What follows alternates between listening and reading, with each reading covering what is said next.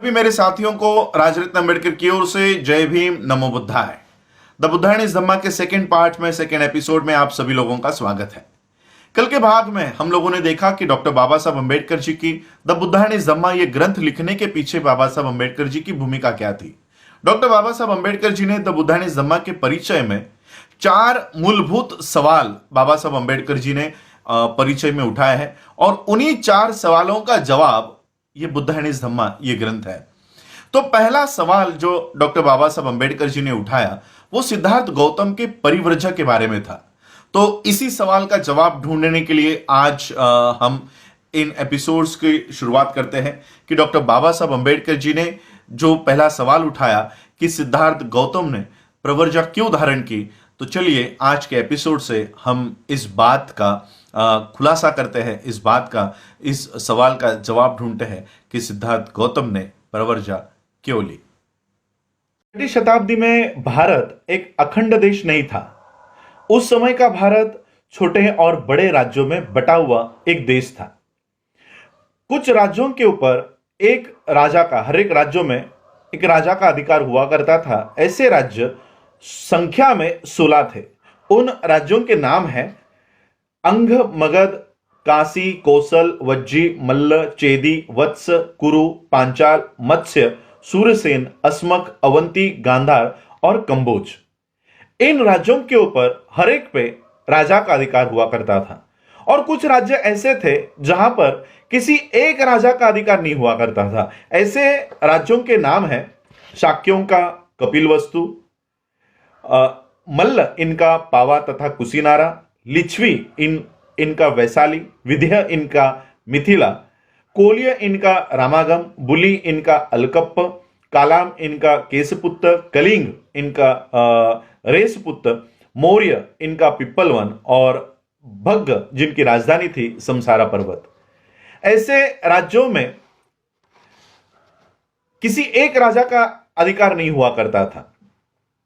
जहां पर किसी एक राजा का अधिकार हुआ करता था, जो नाम मैंने पढ़ के बताए, उन राज्यों को जिस पर एक राजा का अधिकार हुआ करता था उनको जनपद कहा जाता था।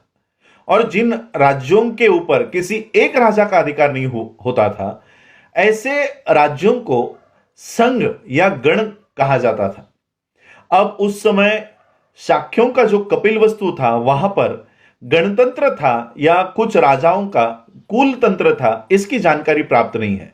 लेकिन एक जानकारी प्राप्त है कि शाक्यों की जो राज्य व्यवस्था थी वहां पर कई सारे शासक परिवार रहा करते थे और क्रम में उनकी राजा बनने की बारी आया करती थी।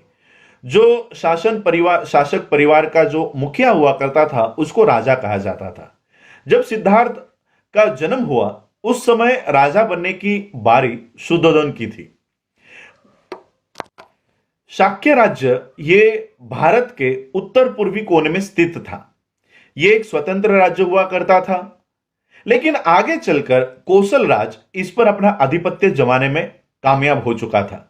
इसका परिणाम यह हुआ कि शाक्यों को या कपिलवस्तुओं को अपने कुछ राजनीतिक अधिकारों का उपयोग करना कठिन हो गया था। उनको पहले कौशल राज की अनुमति लेकर आनी पड़ती थी और उनके बाद ही वो अपने राजनीतिक अधिकारों का उपयोग कर सकते थे। कौशल राज और मगध राज ये उस समय के सबसे शक्तिशाली राज्य हुआ करते थे। कौशल राज के राजा प्रसन्नजीत और मगध राज के राजा बिंबिसार ये दोनों भी सिद्धार्थ गौतम के समकालीन थे। शाक्यों की जो राजधानी थी वो राजधानी थी कपिलवस्तु। ये कपिलवस्तु नाम थोर बुद्धिवादी कपिल इनके नाम पर पड़ा हुआ था। कपिलवस्तु में एक शाक्य रहा करते थे जिनका नाम था जयसेना। जयसेना इनके पुत्र थे सिंहनु। सिंहनु इनकी शादी कच्छना इनसे हुई थी। सिंहनु और कच्छना इनको 5 बेटे थे, शुद्धोधन, धोतोधन, शुक्लोधन, सुक्कोधन और अमितोधन। इन 5 बच्चों के अलावा उनकी और 2 पुत्रियां भी थी, अमिता और पमिता। शुद्धोधन इनकी शादी महामाया से हुई थी। महामाया इनके पिताजी अंजना ये एक कोलिय थे और वो देवदह नाम के शहर में या गांव में रहा करते थे। परिवार का जो गोत्र था वो गोत्र था आदित्य।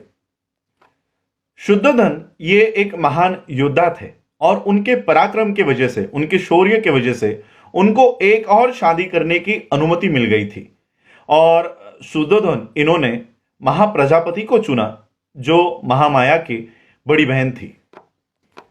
शुद्धोधन काफी धनी आदमी थे और काफी नौकर चाकर उनके पास थे। उनके पास बड़े बड़े खेत थे और वो खेत जोतने के लिए एट ए टाइम, एक ही समय पर 1000 हल वो अपने खेतों में चलवाया करते थे। वो एक ऐश्वर्यपूर्ण जीवन जिया करते थे और उनके कई सारे महल थे।